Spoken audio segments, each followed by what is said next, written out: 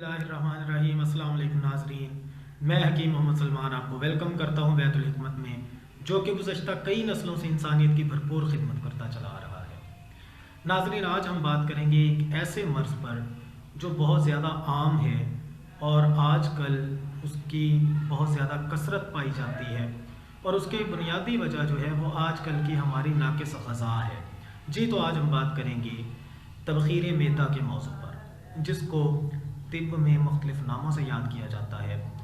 तिब्बी लुग़त में इंग्लिश में इसको गैस्ट्रिक प्रॉब्लम या फिर गैस कहा जाता है, और इसी तरह अरबी में इसको तबख़ीर मैदा कहा जाता है। तो नाज़रीन, अगर हम इसकी अलामात की बात करें तो इस मर्ज़ के नाम तक से लोग वाकिफ़ हैं, यानी इसका नाम जो ही जहन में आता है हर शख्स जो है वो आसानी से समझ जाता है कि किस मर्ज़ की बात हो रही है। जी बिल्कुल। तो तबख़ीर मैदा में मैदे के अंदर बुखारात की कसरत होती है जो दिमाग की तरफ या दिल की तरफ भी रवाना होते हैं, और फिर उनसे दिल और दिमाग पर भी असरात पैदा होते हैं। इसी तरह से तबीयत में गिरानी और बोझ महसूस होता है। अक्सर इसके साथ कब्ज़ की शिकायत भी होती है। दिल घबराना, बेचैनी होना, ये इसकी आम अलामात हैं जिसकी वजह से मरीज़ जो है वो बहुत ज़्यादा परेशान रहता है।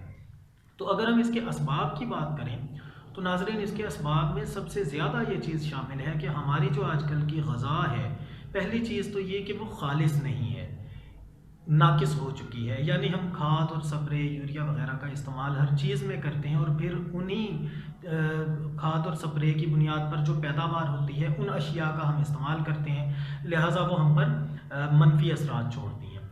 दूसरी चीज़ ये कि उसके साथ साथ सादगी का ट्रेंड चला गया। हम लोग एडवांस हो रहे हैं, हम लोग खाने पीने के ज़्यादा शौकीन हो रहे हैं, और फास्ट फूड और जंक फूड को हम ज़्यादा लाइक करते हैं, जो कि इसकी बहुत बड़ी वजह है। इसी तरह बादी और देर हज़म जो चीज़ें हैं उनका इस्तेमाल जो होता है वो भी बहुत ज़्यादा अमल दखल करता है तबख़ीर मैदा पैदा करने में, चूँकि ग़ज़ा जल्दी हज़म नहीं होती, और वो जल्दी ना हज़म होने की वजह से फिर उसके अंदर से बुखारात उठते हैं और वो तबख़ीर मैदा का बाइस बनती है। तो अक्सर इसके साथ कब्ज़ का अर्ज़ा भी लाहक होता है। अगर हम इसके इलाज की बात करें तो नाज़रीन, याद रखें कि इसके इलाज में मरीज़ को ज़्यादा मदद खुद आप करना पड़ती है। वो इस तरह से कि एक तो अपनी ग़ज़ा को बेहतर और सादा करें, प्योर ग़ज़ा की तरफ आने की कोशिश करें। नो डाउट हमें बिल्कुल खालिस ग़ज़ा तो नहीं मिलती, लेकिन अच्छी ग़ज़ा का इस्तेमाल करें, सादा ग़ज़ा का इस्तेमाल करें। दूसरी बात ये कि कब्ज़ ना होने दें, ऐसी ग़ज़ा का इस्तेमाल ना करें जो बहुत ज़्यादा देर से हज़म होती है। तीसरी चीज़ ये कि खाना खा के फ़ौरी मत सोएं। खाना खाने के बाद कम अज़ कम 300 से 400 कदम आप ज़रूर चलें, ताकि ग़ज़ा अपने हज़म के प्रोसेस में आ जाए, और फिर आप सोएं ताकि आपको मसला और तकलीफ़ ना हो। और फिर ये कि भूख लगने पर हमेशा खाना खाएं, कभी भी खाने के ऊपर खाना मत खाएं।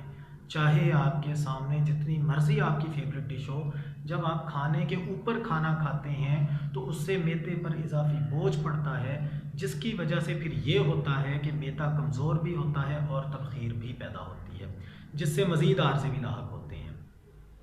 तो अगर हम दवा की बात करें कि दवा के तौर पर ऐसा मरीज़ क्या इस्तेमाल करेगा, तो जवारिश शाही ले लें, गैस्ट्रोल ले लें। इसकी एक एक ख़ुराक सुबह शाम लें। अगर आप ख़ुद इस्तेमाल कर रहे हैं तो इसकी एक एक ख़ुराक सुबह शाम लें, और इतरीफ़ल कशनीज़ ये रात को सोते वक्त एक ख़ुराक लें।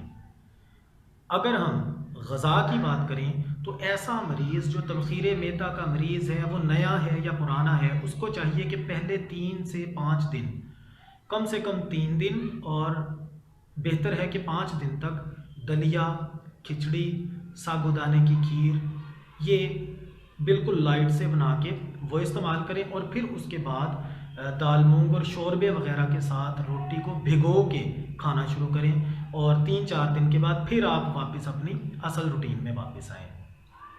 इस तरह से आप अपनी ग़ज़ा को बिल्कुल सादा से बेहतरी की तरफ ला सकते हैं।